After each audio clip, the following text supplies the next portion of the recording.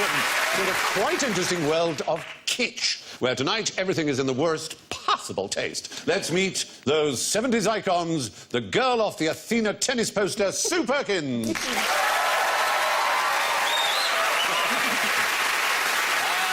complete with medallion and chest wig, it's Reginald D. Hunter.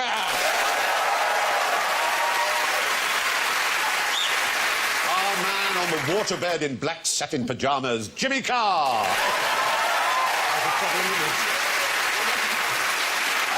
And not really giving a flying duck, Alan Davis. Now, if you want to avail yourself of my avocado bathroom ensuite with all the trimmings, all you have to do is call. Sue goes. Reginald goes. Jimmy goes. And Alan goes. There we are. So, here's a load of old tat that includes everything but the kitsch sink. Have a look. A flowery chair, a cute balloon, a Tiffany lamp, and a donkey cigarette dispenser. Now, which is kitsch?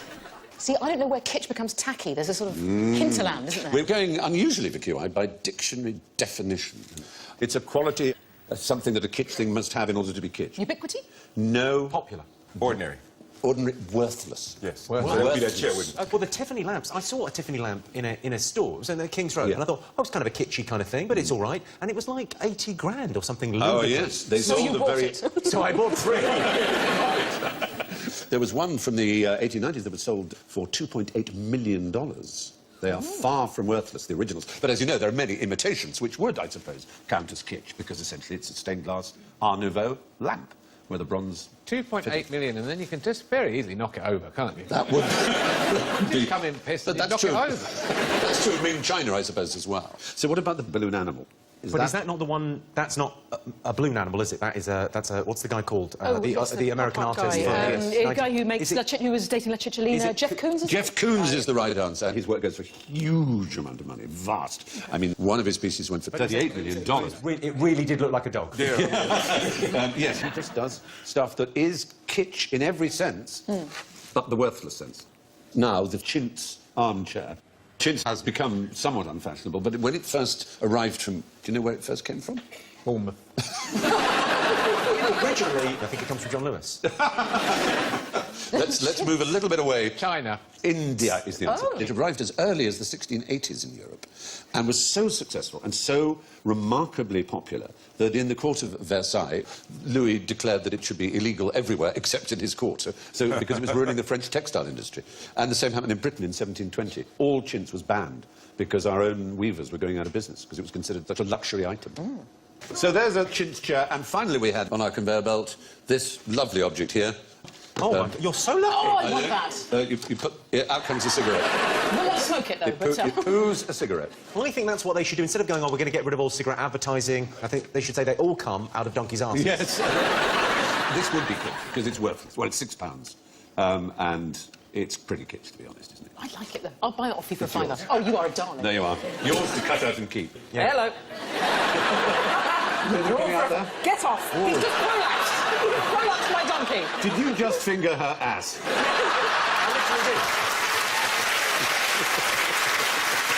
Well, you're not to. Yeah, I'm putting that away from your If you roaming would, please. anal fingers. So, let's look at some things that may or may not be kitsch, like the fluffy dice. I like the way we can go from, like, heavy, you know, obscure, depthful meaning words to donkeys' assholes in the same... That's what we like to think of as the QI difference. Range. Fluffy dice. Is there a word for that? Tacky is the word I would probably use. Is that wrong of me? But then they're used ironically now, aren't they? Well, People that's don't- what's so when they interesting. first came out, it would have been a tacky thing to have in your cortina in the late 70s, and now it's kind of an ironic thing. Ditto those things behind me that are also on the screen, lava lamps. Yeah. Those... I've got a lava lamp. Have you? Yeah. Yep. Excellent. And the word one tends to use of that is?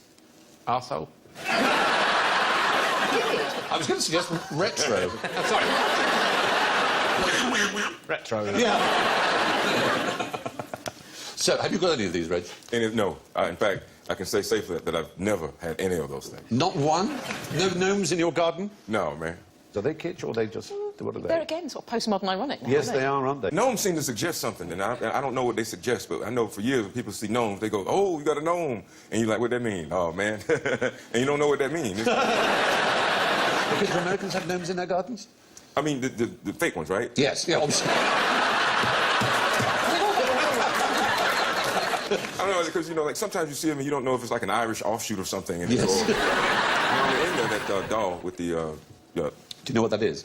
well, my aunt had one, and it was supposed to obscure the fact that you are a person who owns toilet paper. That's it. It's well done. It is indeed. You're not that type of person. No, I don't. I don't have a bottom, and I don't push things out of it every day, and therefore I would have no need for any sort of paper to wipe that residue. The donkey shit pusher would have been horrifying. So Kitsch is really in the eye of the beholder. Now, stop me when you know what I'm talking about. Originally made out of shower curtains, could be used as wallpaper, works as a burglar alarm, prevents sweaty toilet syndrome, covered Farrah Fawcett when she modelled for Playboy, good for stress relief, and wraps things up so they don't break. Nylon, lino. What was the toilet syndrome? But don't worry about that because that's quite hard to guess. Rubber. It wraps things up and... Plastic, cellophane. Bubble wrap. Bubble wrap, yes. I'll tell you a few things about bubble wrap. It was invented in... Guess what year it was invented? 1947. It was 1957. It was 1957 by Alfred Fielding and Mark Chavan, who put two shower curtains together, hoping to find some use for it. And it wasn't until they... What? That's how they invented it. That's a crazy shot in the dark, isn't it? They thought we could put a couple of pencils together and see if we come up with anything. Does this... What? They thought it could They be were some... clearly covering the bed Yeah. to protect the mattress. Oh, now. They thought it... They And thought as they lay there, they heard pop, pop. Was that you? No, it wasn't me. You might be onto something here. This must be the shower curtain. They thought it could be sold as wallpaper, then it didn't work, and nor did greenhouse insulation, which they also used it for. And it wasn't until 1960, 3 years later, they hit on the idea of wrapping up components for IBM. And since then, the Sealed Air Corporation now makes enough every year to encircle the world 10 times. That's pretty impressive, isn't it? Well, that's good if we ever have to send the world Just anywhere. encircle the... Unfortunately, you'd send it Royal Mail and it would get lost, so... The thing about that is, Yeah. where does it all go then? Because Yeah. it just goes in the bin, doesn't it, bubble wrap? Once you Goes pop in, it, or you sit in front of the telly, once you relieving popped it yourself. all, then You know what I mean. yes. Yeah. Let's get back to the bubble wrap. You put it in the bin. Where does it all go? Oh, it goes in that sort of whirlpool between... Oh, no, in the Great Hawaii. Pacific yes, Giant. The yeah. size of Texas. That vast Yes. eddy, which is Oh, full dear, of, like, let's hope not. bin liners and... Yeah. The sweaty toilet thing is apparently you stick it inside of a cistern, because in hot tropical countries, the toilet cistern sweats, and it apparently cures that. Now, I got this little test for you. Here we are. Right. And with any luck, the audience might have some bubble wrap too. They're waving their bubble wrap. Thank you, audience. Do not pop it. This is a really important exercise. So what do you mean, don't pop it? Don't pop it. Do not. No. This is really important. Okay, No okay. problem. This is a test of your worthiness. Don't pop it yet. One of mine's already popped. I didn't do it. No, that's all right, as long as you didn't. Because in 2013, a group of Yale psychologists, they found another use for bubble wrap, which was to measure aggression, all right? They showed pictures of cute animals, all right? And were... Oh, no, wait. Stop it. People were told to pop bubble wrap as they watched. They thought that it was a test for their motor activity and memory. In fact, it was a test for what's called cute aggression. If you see something very cute, you start popping more and more. Not because they wanted to hurt the animals, but because they were frustrated at not being able to touch them and cuddle them. And this is called cute aggression. It's when you kind of go, oh, like that. So, audience, hold your bubble wrap. We're going to show you some very cute animals, and it's all up to you. Okay. Let's Okay. start with the cuteness. Oh, dear. That's not. Come on, that's not that cute. It's not kind of that dead. cute. It's kind of dead. He's not that cute. Yeah, I think he's been shot. Horrible. He does look like he's been shot. Oh, the blue-eyed one. No, not that cute. Not worth a pop.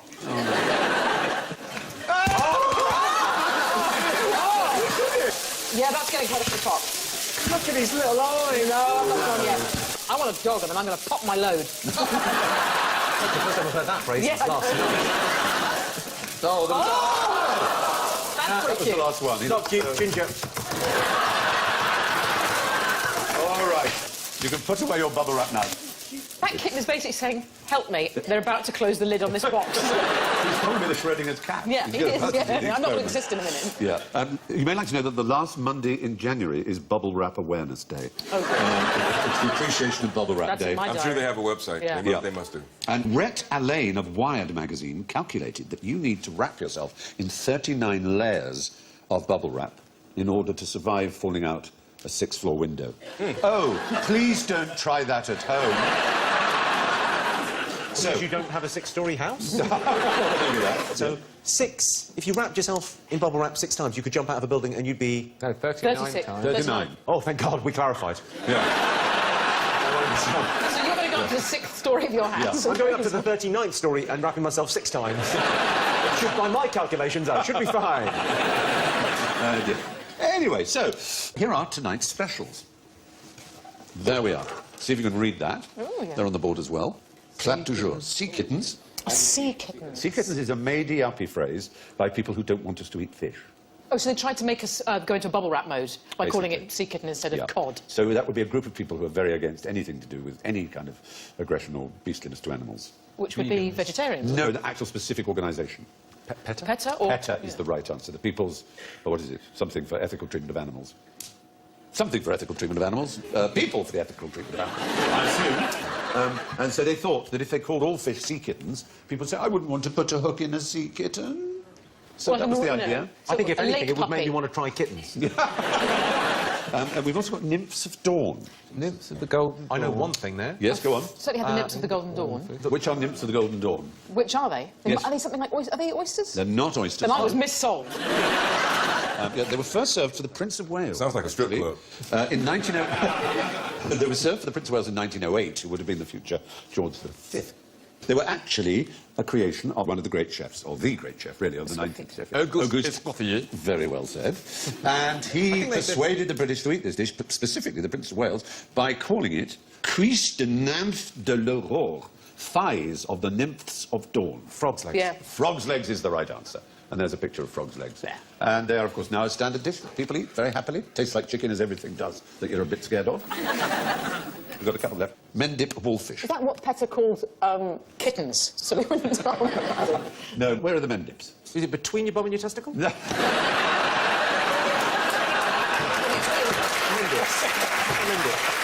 It's in the Gloucester A area. little bit further, so yes, Somerset. Somerset. Like the Quantocks, the Mendip Hills. I know where my contacts are. Yes, I know, they also improved, like the Trossachs.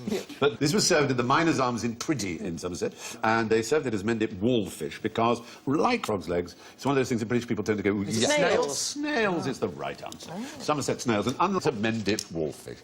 Rocky Mountain oysters, I think, testicles. You're absolutely right. Yeah. Bull's testicles can be... Cool, they're also super called prairie oysters, prairie yeah. oysters. Also called prairie Yeah. oysters, completely right. In fact, there are lots of names for them, some of which are quite amusing. Ballsack.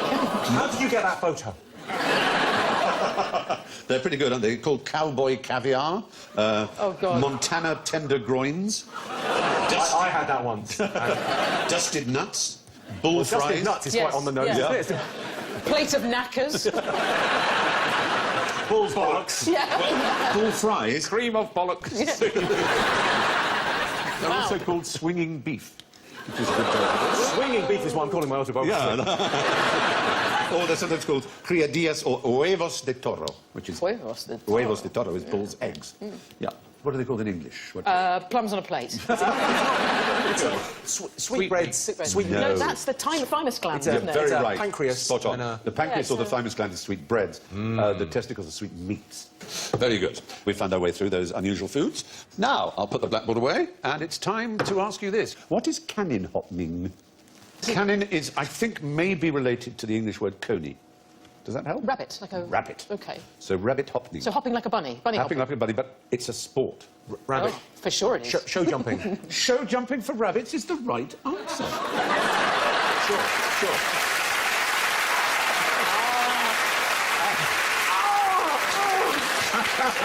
It's not that big a sport Cute. in Britain, but in Denmark and the Scandinavian countries, they take it pretty seriously, and they have world records, and they have championships, and... Who's winning? Who's the current world champion? I don't know. well, I can tell you the world record holder for the long jump is Jabu, who's Danish, 3 metres. With Flopsy, a close second. Thyssen has the high jump record at 99.5 centimetres. They haven't yet broken the metre on the high jump. But there are nearly 1,000 rabbit show jumpers in Sweden alone, and the sport is also practised in the UK, Denmark and the US. And Lisbeth Janssen has written 2 books about the sport. Do they dope test them afterwards? She does say that the sport will allow a rabbit to live twice as long, up to 10 or 12 years, as compared to the average 5 years that one in a hutch will live. Yeah. So it's very important to take care of your And we rabbit have properly as some- well. You've got to bathe them in hot water with potatoes and onions. Let's have some footage of some working... large show footage. Here they go. Sure, OK. Oh, cute! Oh, cute! Oh, I can't bear it. That's a big one. Oh! Oh, he's going to refuse. No, he's up. Oh! Just shut it now. Over he goes. Oh, he's had And a enough. final little one. Bravo! Well, as you can see, they weren't being led. The human is not allowed to get ahead of the rabbit, or that's a forfeit. So the rabbit has to lead the human, if you've noticed in that footage. The human was just behind. OK, so solve this for me, will you, please? I'm going to give you all muddled up. Doom. Can you do these? Smacks of there we go. bullying at school. Bullying. Yeah, anyone who couldn't do this got bullied. How many combinations do you think there are? I think there's... Too many for my small brain. It's actually 1,000. 43.25 quintillion. Shall I tell you how we did it in Croydon? We just picked them off. There you go. Way! Give me something. Alan! Alan, you're so close! Oh, you almost had it. No, no. Messed it up. Just start picking them off. Do you know what's completely tragic? We told Jimmy and Alan how to do it with the 6 moves, and Jimmy remembered, but Alan unfortunately... Oh, is that it? Have you... Any of that original? Well, I didn't receive that You didn't instruction. get it? It was unfair on you Quite a lot of too. fun. It is fun, isn't it? It just brought back a lot of bad school memories. I was obsessed with them in the 80s, yeah, when they were... I mean, as I say, it is a staggering number. It is more possible combinations than light travels inches in a century. God. There's the number up on the screen. It is such a huge number. It's inconceivably vast. But you can make it impossible. Do you know how to do that? Take the stickers off? Just, well, yeah, you should replace the stickers one with the other and so that it's actually never doable, which would drive people insane. But there are these. Also, the other way you can make it impossible is to break someone's fingers. Yeah, really nice. Yeah, they'll come after you and shove a bone in your face. There's the 4x4, and you can imagine how many combinations there are of that. It's even more gigantic. Probably 8 or 9, I imagine. In 2010, which is quite a long time after the Rubik's Cube became popular, science and computing finally came up with the minimum number of moves from any combination that it takes to solve the cube. Can you imagine how many that might be? I bet it's 19. 12. It's 20. It's called God's number, and it's just extraordinary. Take it Well, away you say now. you were obsessed when you were a child. Under pressure, can we see if you can do it now? Oh, gosh. Come on, under I can do the pressure. first 2 rows, but that's it. When I get right. to the top, it's pretty messed up. Oh, gosh. Okay, come on. Oh, look. Okay, you're on the clock. We've all got a long time ahead of us. I've got to decide which colours I'm... OK, all right, so that's going to We be... need like a backing track for this, really. This needs... Let's get green and... Oh, stop it. Oh, stop. You're being so unkind. And you're out of time. And I have a Stop it. birthday. Look, goes We can there. do one of those fade out, There fade goes in. there. Let's get some beers. Yeah, Can we get some sometime beers? later. Right, so I've got all the middle ones here. Now we do the corners. Well, kick back, go to the bar, come back in a couple of hours. That's it. So I've got those 4 there and those 2 middle ones. You should be able to do it within 20 moves, Oh, Stephen. yeah, I know that. But I can't. The God's number, you know. Yeah, I don't be mean to me. Takes an atheist a lot longer. Yeah. There's the first lab. Yeah, that's it. It gets quicker after that, but anyway. So there's your Rubik's Cube. Now, I'd like to take a picture as a memento of this lovely evening.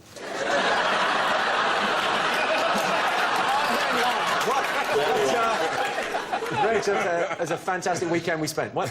That mohair look is working for you. Yeah, it really is. Softer knit, Reggie sexy. takes Jimmy to Georgia. That's so disturbing in so many ways. Oh, don't do it, lovely. Yeah. There we are. Now, what's the quickest way to develop it? What should I do to Shake it, baby. Oh, I'm the buffoon. The quickest way to develop it is to take it to Boots, the chemist. No, it isn't. It's actually quicker to do an oil painting of the thing. It does take a bit of time. Let's have you do it. That would be nice. Come on. Smile. Oh, that's so cute. Now, what they used to do, the old pros, when they took photographs with proper film, they used to do a little Polaroid first. Oh, yeah, we'll do a Polaroid first. And they used to put it under their arms. Arse cheeks, usually. I'm sorry? Arse cheeks. Fair enough. We had different photographers. I think Polaroid, it's sort of a slippery slope, though, because In your photography arse used cheeks, to don't be... go on. It used to be you went away on holiday and you took Warm it photos up. and then you got back But don't shake it. and you went to the chemist and you put them in and then it took a week.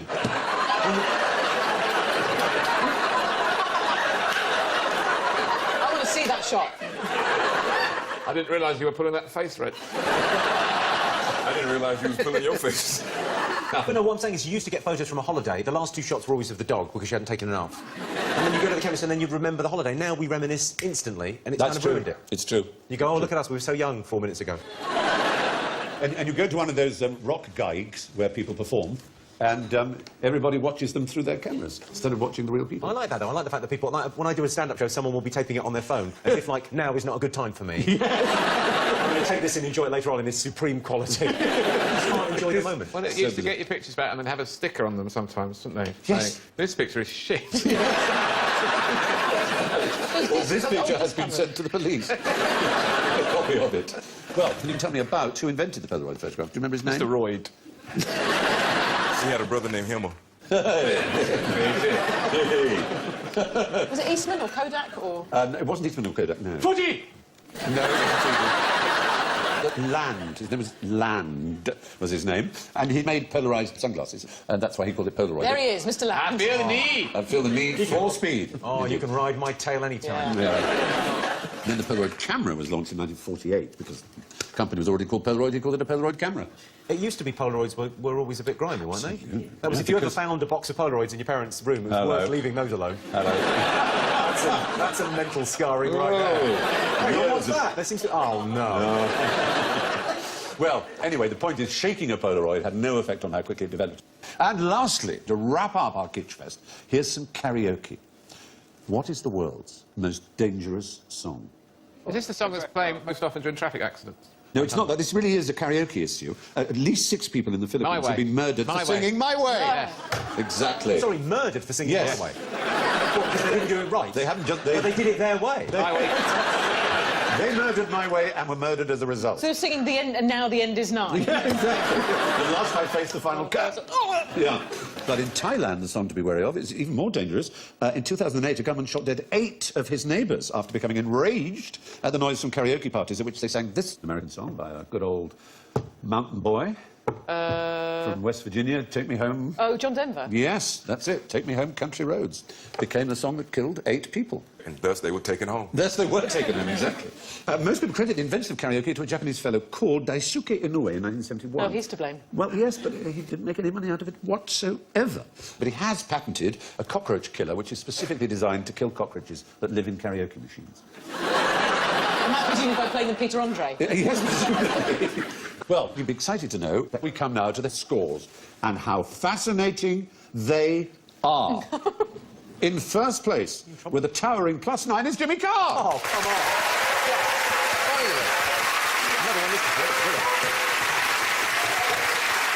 In second place, with a very impressive +6, is Alan Davis.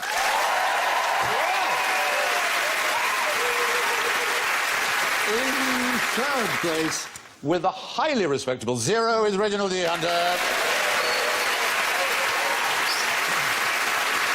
And I'm afraid sweeping up the dead karaoke cockroaches tonight with -8 is Sue Perkins.